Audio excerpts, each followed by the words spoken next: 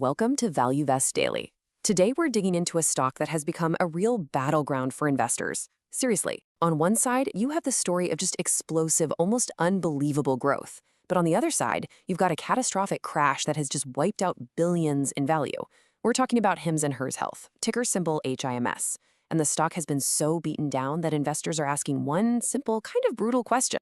Is HIMS dead money? Or is this a coiled spring, an undervalued gem just hiding in plain sight? Well, that's what we're here to figure out.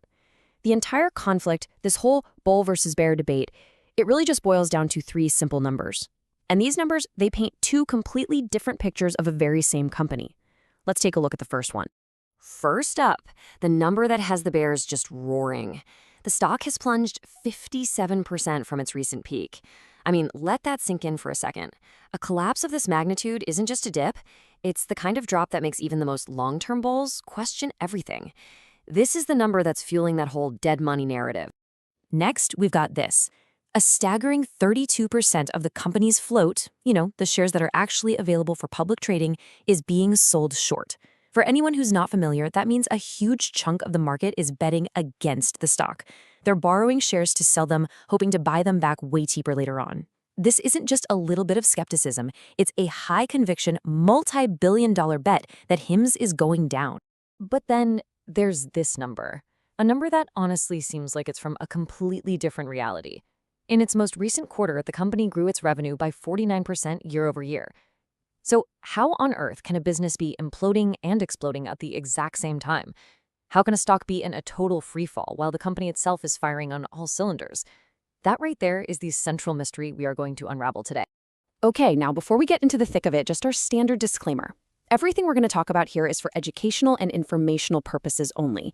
It is not financial or tax advice. Please always do your own thorough research before making any investment decisions. So here's how we're going to solve this puzzle. First, we'll step right into the wreckage and understand exactly why the stock crashed so hard. Then, we're going to put on our bull hats and look at the powerful growth engine that the market might be completely ignoring. After that, we'll give the bears their moment and dissect all the serious risks. From there, we'll dive deep into valuation to figure out if this is a bargain or a trap, and finally, we'll piece it all together into an actionable playbook. Let's get started. All right, part one, the HIMS stock crash. Before we can even think about the future, we have to understand the past. How did a stock that was once a market darling fall so far, so fast? The numbers are just brutal. The stock peaked recently at around $73 a share. Today, as of January 21st, 2026, it's struggling to even stay near 30. This isn't a correction, The market has fundamentally re-evaluated what it thinks this company is worth. And just to pour a little gasoline on the fire, the ratings agency Zacks recently slapped a strong sell on the stock, which is basically a flashing red warning sign for a lot of institutional investors. And this negativity is absolutely everywhere. A quick look at X, formerly Twitter, shows you just how dire the sentiment is. This stock is wrecked. Sentiment is trash. It's just an echo chamber of pessimism. And when perception gets this bad, it can become a self-fulfilling prophecy. But is it just perception, or are there real fundamental problems causing this collapse? Let's look at the evidence. So this crash isn't about one single issue. It's a perfect storm. First, and probably most importantly for a growth stock, is deceleration. The company's growth is projected to slow from over 100% to just 17% in 2026. For Wall Street, that's like slamming on the brakes of a rocket ship. Then you've got the regulatory threat. The FDA is cracking down on compounded GLP-1 drugs. Think custom mixed versions of weight loss drugs like Ozempic. This was a hugely profitable area for HIMS, and now that entire revenue stream is at risk. Throw in the loss of a key partnership and the looming shadow of Amazon entering the space, and you have a terrifying wall of worry for investors to climb. So that's the bear case. And look, it's a powerful one, but it's only half the story. Now, let's flip the coin and explore part two, the bull case. Is there a powerful growth engine just roaring beneath all this smoke and fear that the market is completely missing? While the stock has been a total train wreck, the business has been a rocket ship. We're talking $2.21 billion in revenue over the last year. To put that in perspective, this company was doing less than $150 million just 4 years ago. That's a compound annual growth rate of 77%. I mean, achieving that kind of hyper growth at this scale is almost unheard of, and it's the absolute foundation of the entire bull thesis. And that revenue isn't just some one-time fluke. It's being driven by a steadily growing army of subscribers. This chart shows they added nearly 250,000 new subscribers in just the first 3 quarters of 2025 alone. See, this isn't just about selling a product, it's about building a massive recurring revenue stream that gets stronger and stronger with every single new customer. Now, this is a critical piece of the puzzle. HIMS isn't just getting more customers, they're getting more money from each customer. Monthly revenue per subscriber jumped from $64 to $80 in less than a year. This is the holy grail for a subscription business. It proves they can raise prices and successfully sell more products to their existing base, which is a sign of a very powerful and a very healthy business model. And if you peel back the layers of their recent financials, it reveals a very healthy company. They beat revenue expectations and they're profitable. Their return on equity is a stellar 26%, which is just a fancy way of saying they're incredibly efficient at turning shareholder money into profits. And maybe the most important signal of all, institutional ownership is high. This means the big hedge funds and mutual funds, the smart money, they're still holding on, which suggests they believe in the long-term story. This brings us right to the core of the bull argument you see online. While the bears are all screaming cooked, the bulls are whispering asymmetric bet. What they mean is that after a 57% drop, most of the bad news is already priced into the stock. The downside might be limited, but if the company keeps growing, the upside could be massive. They believe the potential reward now far, far outweighs the remaining risk. So, the business looks strong, but we absolutely cannot ignore the risks. So let's pivot to part 3, the bear case. Are these headwinds simply too strong to overcome? For a growth stock, the rate of growth is everything. And this slide, well, this is the bear case in a nutshell. Going from 111% growth to a projected 17% isn't just a slowdown. It's like hitting a brick wall. The market has absolutely savaged the stock for this. And the core fear is that the days of hypergrowth are just over for good. And that deceleration isn't the only red flag. The company missed its profit targets. Their gross margins are shrinking, which suggests they might be losing pricing power. The CFO just sold millions of dollars of his own stock, a move that rarely inspires confidence, you know? They're carrying a significant amount of debt. I mean, each of these is a concern on its own, but together they form a powerful checklist for why the bears are so convinced this stock has further to fall. But the biggest cloud hanging over HIMS is the one they can't control: regulation. The FDA is poised to change the rules for compounded weight loss drugs. This business was a cash cow for HIMS, a super high margin business that fueled a ton of its growth.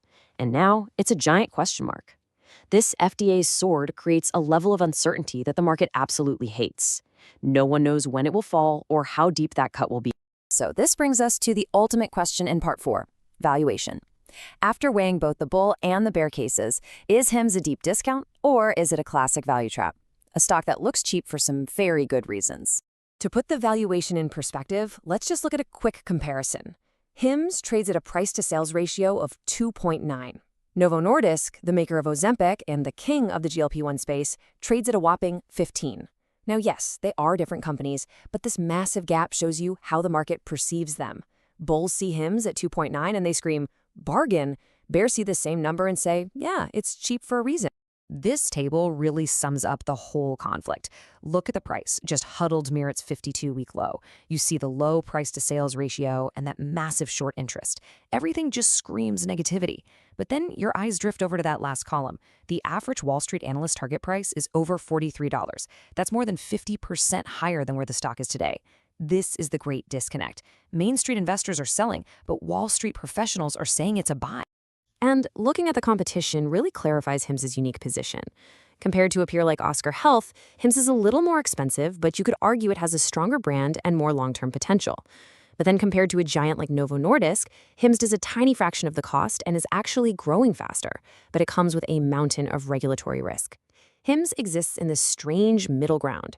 You get explosive growth potential, but you have to be willing to stomach the high risk that comes right along with it.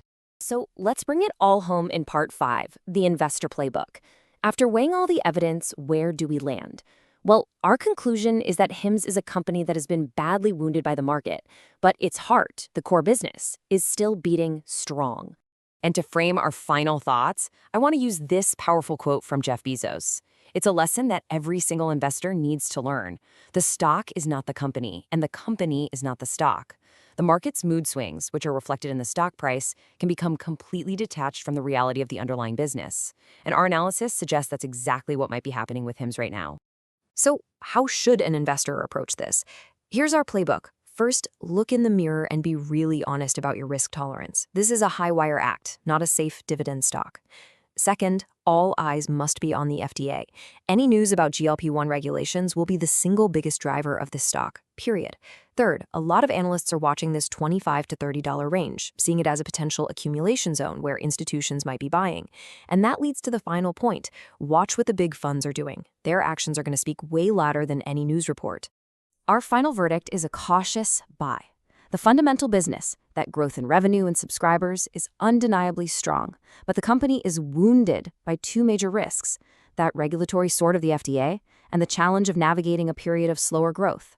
The potential upside is enormous if they can navigate these challenges. But make no mistake, this is a high-risk, high-reward play, and the journey will be anything but smooth. Which brings us right back to the question we started with. Now that you've seen both sides, where do you stand? Is HIMS dead money a trap just waiting to spring on hopeful investors? Or is this a golden opportunity to buy growth at a discount? Let us know your take in the comments below. We really want to hear your bull case or your bear case. Please subscribe, like, and share ValueVest Daily for daily learning opportunities before you put your money to work.